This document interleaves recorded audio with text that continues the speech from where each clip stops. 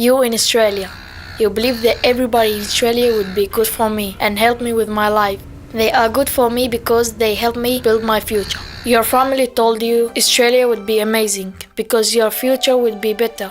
Because the thing that my uncle told me was that Australia does everything for you. Some people in Australia thought you were from Jordan because I lived there for 3 years. You landed in Australia, you heard people talking English, and you say Australians.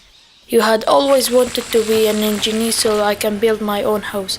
You heard someone speaking your language when I went to class on my first day from a guy called Noor. And this made you feel happy because you had people from Iraq to be your friends. You wanted to write how good Australia is. In Australia, it's better for you to go to school because in Iraq, they will hit you if you do something wrong. You wanted to write about the child who listens to teachers and respects them in Australia. You knew you could feel comfortable when you had friends and you could talk to them and play Fortnite with them.